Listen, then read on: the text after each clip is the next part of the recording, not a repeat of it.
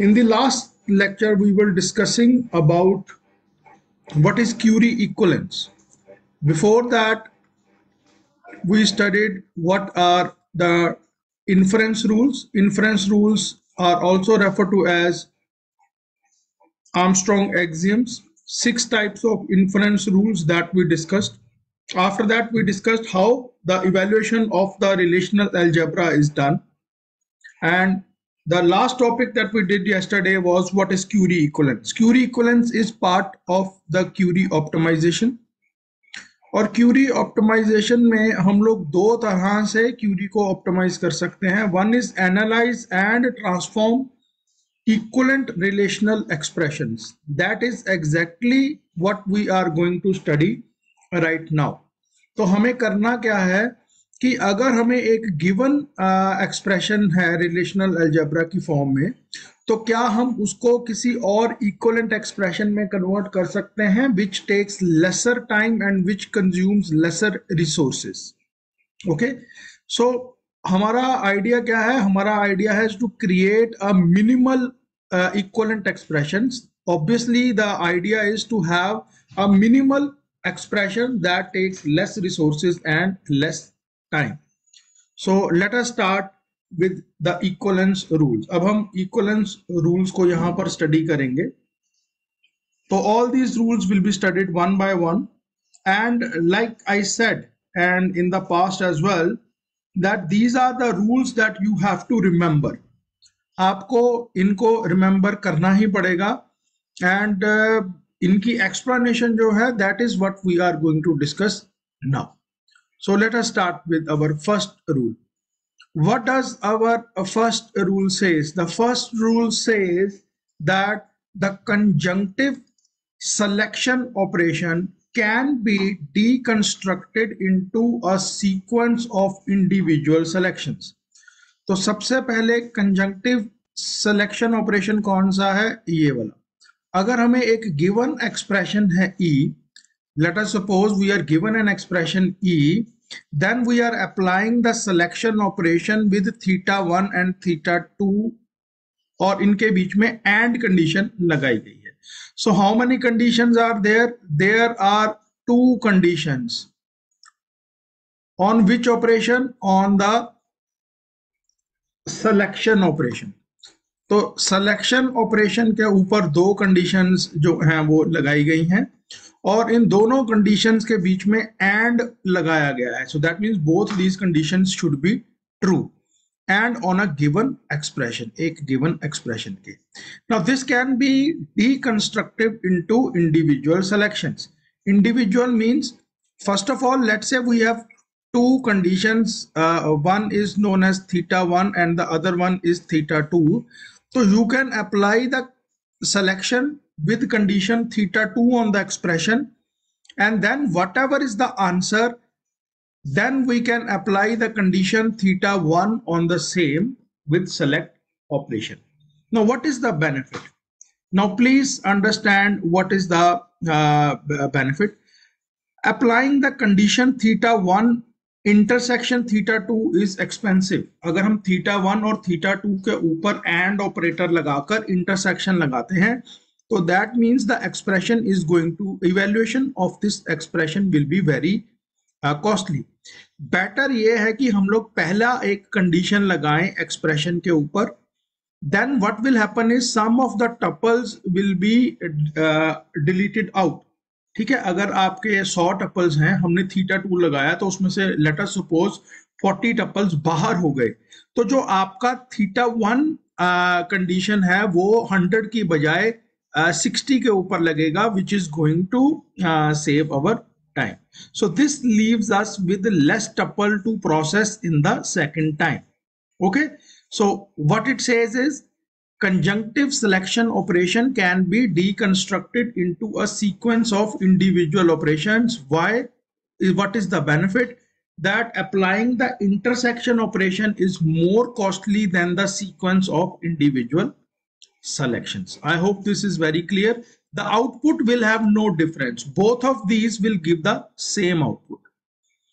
The next is the selection operations are cumulative. Cumulative का मतलब क्या है? अगर हमारा इनर जो ऑपरेशन है, यहां पर आपको ध्यान देना है कि इनर ऑपरेशन क्या है। इनर ऑपरेशन के ऊपर कंडीशन थीटा 2 लगी है और आउटर के ऊपर थीटा 1 लगी है। अगर मैं इसका ऑर्डर चेंज कर देता हूं, पहले थीटा 1 लगा देता हूं और बाद में थीटा 2 लगा देता हूं, then it is going to make no difference to the output, and that is why it is said that the selection operations are cumulative in nature. Cumulative means if we change the order of the inner and the outer, then it will make no difference. Now there is a question, what is theta 1 and theta 2 here, right? So there is a question. हमने हमने जो conditions लगाई थी, for example, अगर मैं एक condition लगाता हूँ that the name of the employee should be, let's say, Dinesh, and the city should be Kapurthala. So these are the two conditions. और conditions क्या हो सकती हैं? Like salary should be greater than 10,000 and let's say designation should be manager. तो यहाँ पर जैसे हमने ये 4 कंडीशंस लगाई हैं, तो these conditions are considered to be theta 1 और थीटा 2। इसमें से कोई भी कंडीशन थीटा 1 हो सकती है और कोई भी कंडीशन थीटा 2 हो सकती है। तो what is theta 1 and theta 2 are nothing but the conditions. अब वो कंडीशन एक एग्जाम्पल बेस्ड हो सकती है कि आपने कौन सी एग्जाम्पल ली है। I hope it is clear what is theta 1 and theta 2। These are simply the conditions. तो अगर वो ये कहना चाहता है कि अगर आप कंडीशंस का ऑर्डर चेंज कर देते हैं, फॉर एग्जांपल अगर आप पहले कहते हैं कि salary should be greater than 10,000 and the person should be manager, अगर आप इसको रिवर्स कर देते हैं that the person should be manager and the salary should be greater than 10,000, it will make no difference. So with this our two equivalence rules are clear. The third equivalence rule says only the last sequence in the projection operation is needed, the others can be omitted. Now I hope that you know what is a projection. Projection हम लोग use करते हैं when we want a limited number of attributes. Let us suppose कि मेरे relation के बीच में के अंदर 100 attributes हैं और प्रोजेक्शन के थ्रू मैं बताता हूं कि मुझे सारे के सारे नहीं चाहिए बट मुझे सिर्फ 3 एट्रीब्यूट्स चाहिए।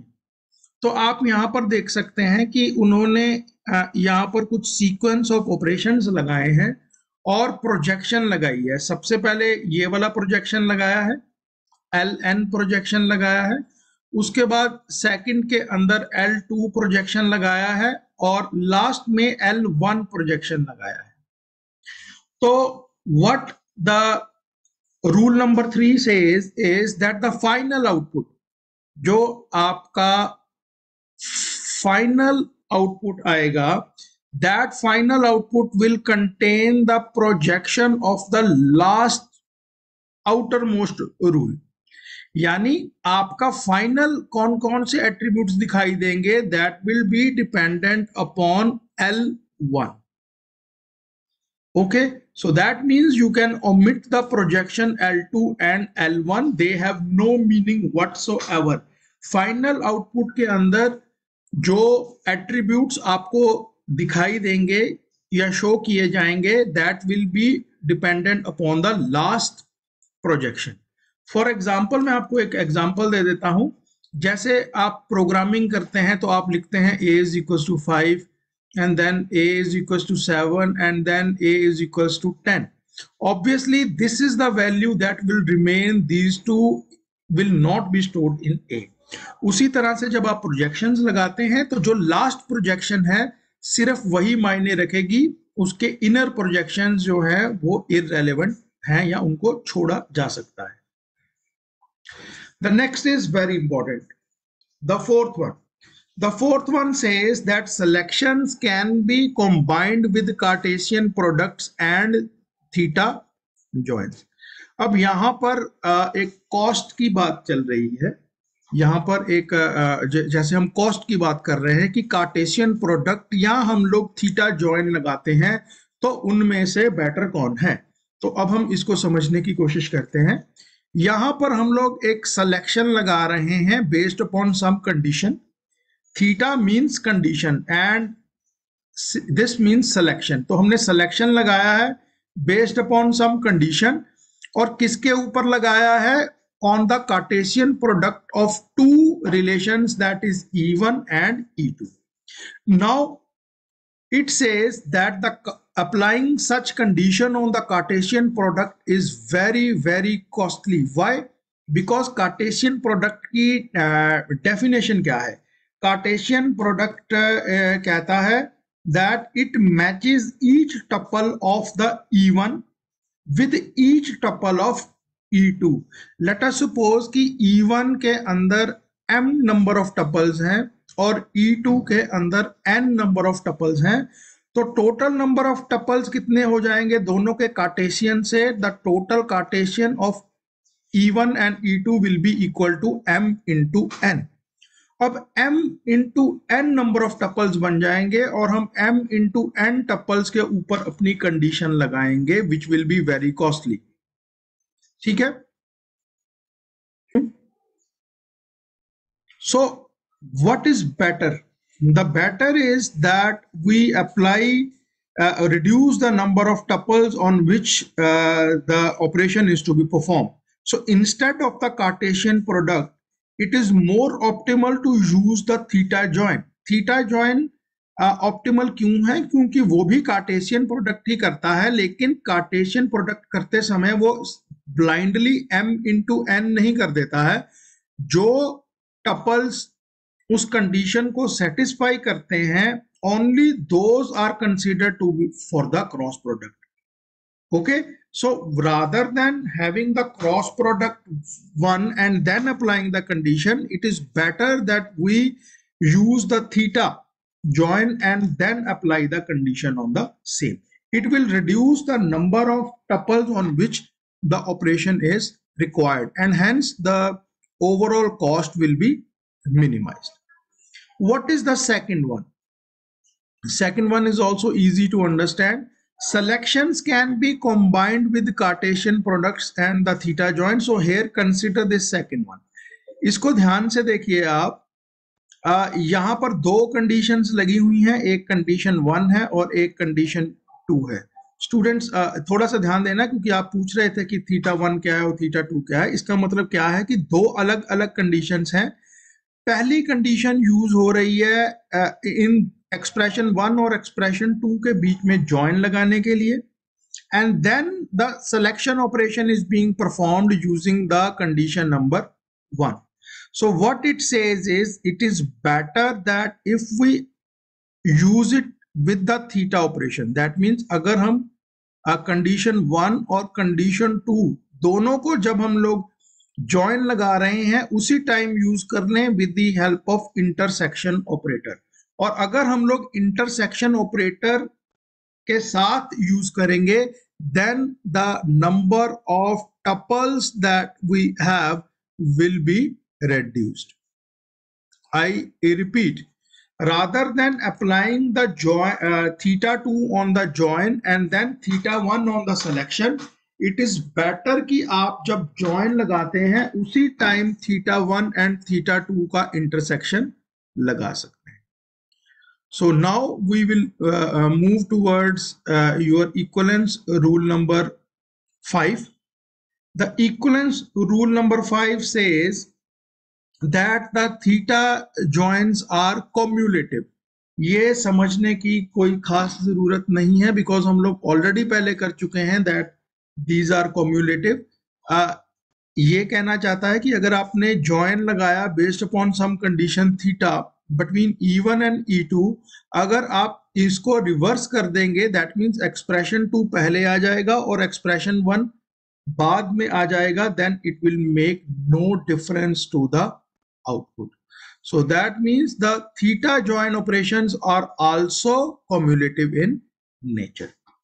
Okay, so with this we come to a break, and right now I want to know, in case if you have any questions to ask regarding the first 5 equivalence operations, you are free to. We need to understand the fourth B. Now, what's the idea? The idea is that we should have the lesser number of, you can say, tuples. So let us try here the fourth one. So first of all, let me zoom it.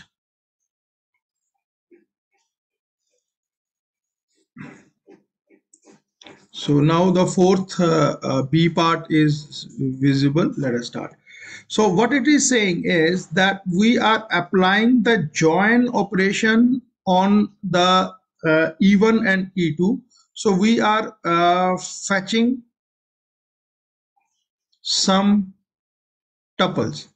हमने कुछ tuples fetch किए based upon the condition theta2, and then ये जो tuples fetch हुए हैं फिर इनके ऊपर हमने सेपरेटली लगाया थीटा1. ठीक है, तो अगर हम मान लेते हैं कि देर आर 100 टपल्स, तो थीटा2 लगाने से लेट्स से हो गए 80 टपल्स, और फिर उनके ऊपर सेपरेटली हमने लगाया लेट्स से थीटा1, जिससे ये रह गए लेट अस सपोज 50 टपल्स. ठीक है, so this is the number of tuples that we are evaluating if we are considering the left one. तो right one में वो क्या कह रहा है कि जब आपने join लगाया था उसी में अगर आप दोनों conditions का intersection लगा दें. I hope you understand what is the meaning of intersection. Intersection का मतलब होता है and का मतलब होता है कि आप सिर्फ वही टपल्स सेलेक्ट करेंगे which satisfy both the condition 1 and condition 2, which will result into very less number of attributes directly. Okay, so rather than going from 100 to 80, 80 to 50, अगर आप इन दोनों के बीच में and ऑपरेटर के साथ इंटरसेक्शन लगाएंगे, then directly the number of tuples will be reduced, which will result in lesser time to execute. Okay, so let's move even further. Rule number 3. So a student wants to know about the rule number 3. Rule number 3 says that the projection of the outermost is the most important. अगर मैं कहता हूं कि मुझे मेरी output में कितने attributes चाहिए, ठीक है, अगर मेरे टेबल के अंदर लेट से नेम है, रोल नंबर है, क्लास नेम है, फिर उसका एड्रेस है, उसका कॉन्टैक्ट नंबर है, ईमेल आईडी है, बहुत सारी चीजें हैं. अब प्रोजेक्शन का मतलब क्या है कि मुझे कौन सा एट्रीब्यूट चाहिए. आउटर मोस्ट प्रोजेक्शन में लिखा कि मुझे उसका नेम चाहिए, उसके अंदर प्रोजेक्शन में लिखा कि लेट से मुझे उसका नेम या रोल नंबर चाहिए, और उससे अंदर लिखा कि प्रोजेक्शन में कि मुझे कुछ और एट्रीब्यूट चाहिए. तो अल्टीमेटली जो आपका फाइनल आउटपुट आएगा, that final output will contain only the name because it is the outer most projection which will be implemented in the end. ये सबसे एंड में इंप्लीमेंट होगी, उससे पहले जो प्रोजेक्शन इंप्लीमेंट हो रही थी वो मायने नहीं रखती हैं, because what we are going to get is the attribute in the outer most projection. So I hope this explains it to you. So now we are going to move towards our equivalence rule number 6. What does the equivalence rule number 6 says? Natural join operations are associative in nature. Associative in nature का मतलब क्या है? जैसा आप देख सकते हैं हमारे पास दो तरह के join operations हैं. इसको हमने ब्रैकेट में इसलिए डाला है बिकॉज हम चाहते हैं कि E1 एंड E2 के ऊपर पहले जॉइन ऑपरेशन लगे, और फिर जो भी रिजल्ट आता है उसको हम लोग जॉइन लगाएंगे E3 के साथ. Right, so this is the tree. हम इसको चेंज कर सकते हैं, इस ट्री को चेंज कर सकते हैं, यानी पहले E2 और E3 के बीच में जॉइन लगाएंगे, and then the result will उसके ऊपर join लगाएंगे with E1. So basically we are saying that these kind of joins, natural joins are associative in nature, means अगर आप किसी भी मेथड को फॉलो करते हैं, लेफ्ट वन वाला या राइट वन वाला, तो output will be the same. But ultimately, what is the reason that we want to do this? The reason that we want to do is that if I use the initial join E2 with E3, it results in lesser number of tuples as compared to E1 with E2, which gives me more tuples. That is it. And if we have lesser tuples, then obviously the second join will take less time. If E1 and E2 gives me more tuples, then the next join will take more time. Answer same आएगा, answer same आता है, लेकिन we want that our first tuple in itself should first join in itself should give us the lesser number of operations or tuples to join with. Otherwise, the output will be absolutely same. Next is the theta joins are associative in the following manner as well. एक तो मैंने आपको सीधा ही ऊपर बता दिया, ये थे आपके joins without conditions. आप ऊपर देख सकते हैं, ये natural join थे. Natural join का मतलब क्या है? 6a is a natural join because it does not have any condition, whereas 6b is not a natural join but a theta join because it has certain condition.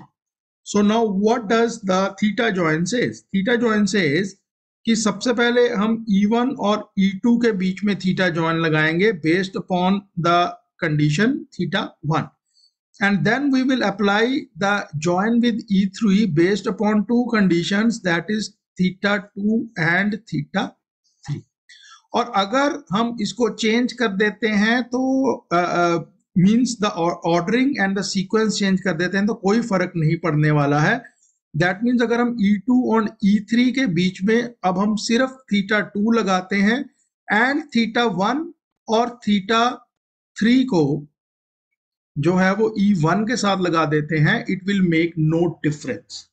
Okay, so that means theta joints are also associative in the nature. That means आप चाहे left में एक रखें, right में दो conditions रखें, उसको change करके लेफ्ट में दो कर दें और राइट में 1 कर दें, it will make no difference. But the only thing why we are doing this is because जो आपका ब्रैकेट के अंदर जॉइन है that should result into lesser number of you can say tuples. उससे क्या होता है कि आपका जो ओवरऑल टाइम टेकन है वो थोड़ा सा कम हो जाता है. So let us move towards the next one. Now what does the rule number 7 says? The selection operation distributes over the theta join operation under the following two conditions. इसका simple name क्या है? इस rule का simple name क्या है? इस rule का simple name है that the selective operations can be distributed. So what is the name of this rule? आप अलग से लिख भी सकते हैं शॉर्ट फॉर्म में अगर लिखना है तो. The selection operation can be distributed. ठीक है, तो इसका मतलब क्या है? When all the attributes in theta 0 involve only the attributes of one of the expression E1 being joined. तो इसको आपने ध्यान देना है students, please focus on this thing. यहाँ पर इसको थोड़ा सा मुझे जूम करना पड़ेगा so that it is easy for you to understand. तो अब इसको मैं एक्सप्लेन करता हूँ.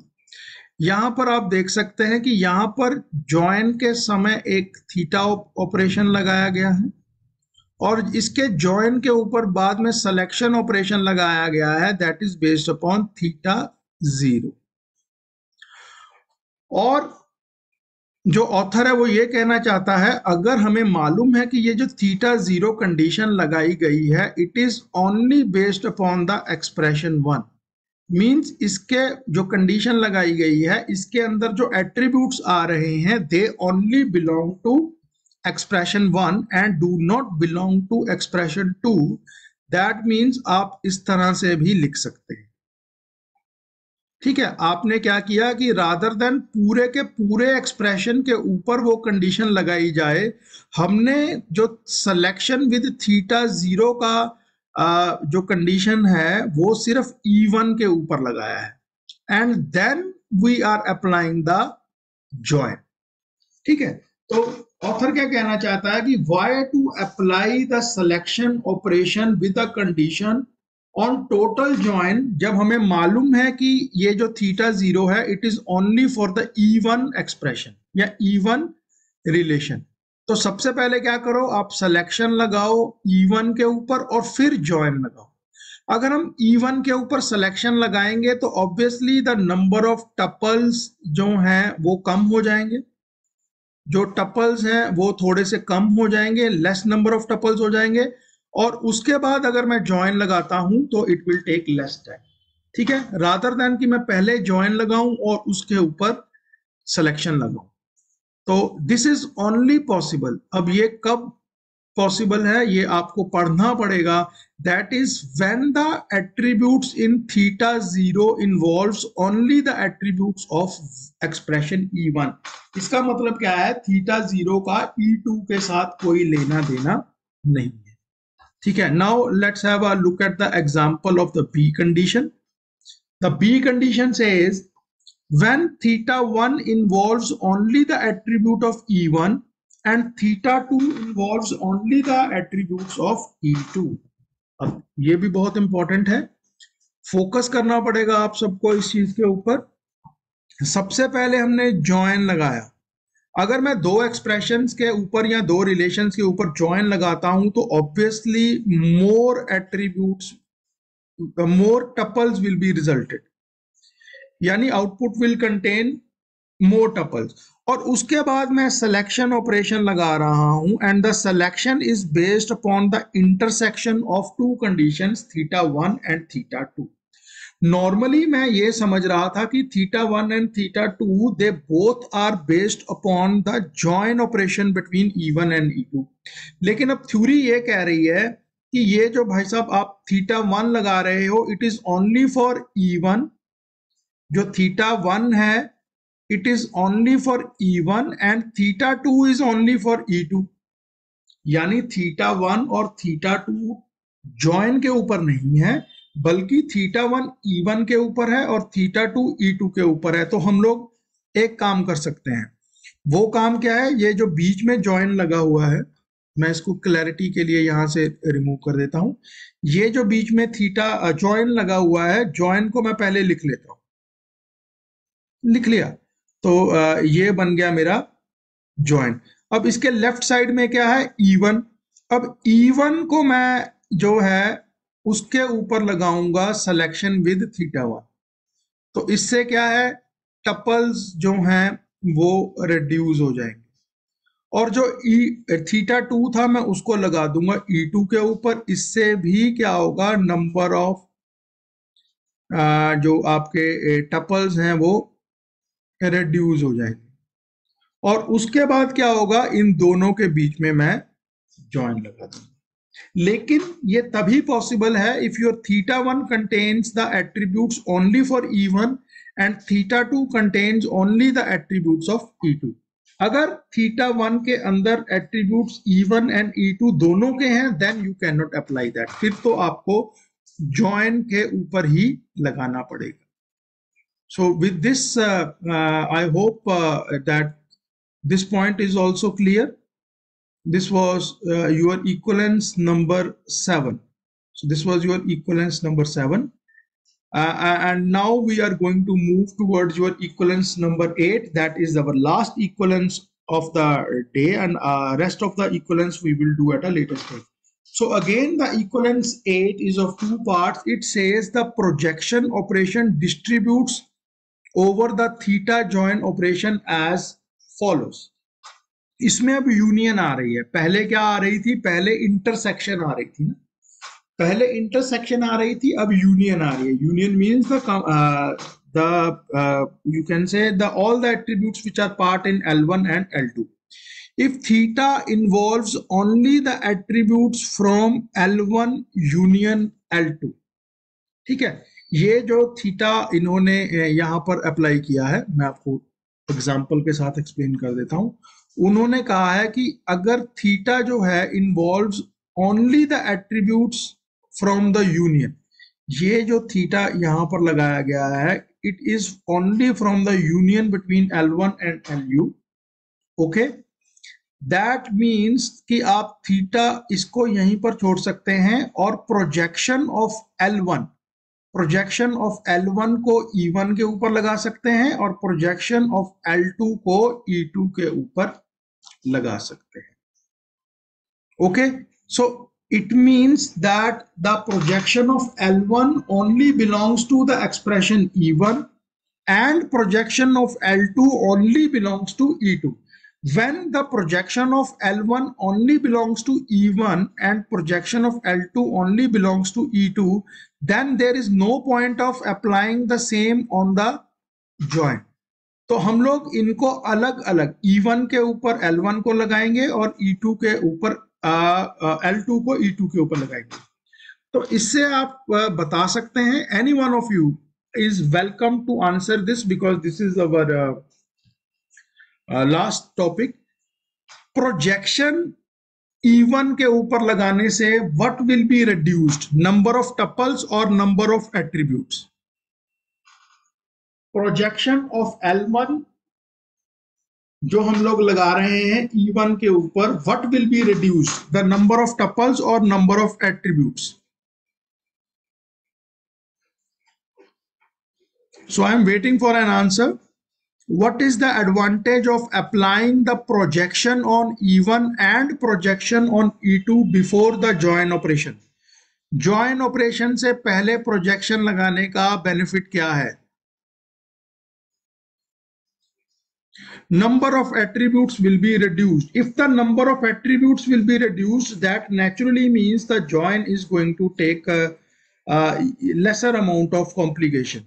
बिकॉज अगर एक के अंदर 100 है, एक के अंदर 100 है, अगर नंबर ऑफ एट्रीब्यूट्स ही कम हो जाते हैं तो जब हम ज्वाइन ऑपरेशन लगाते हैं तो even though number of tuples remain the same, लेकिन जो नया टेबल बनता है ज्वाइन के बाद में उसके अंदर the number of attributes will be reduced.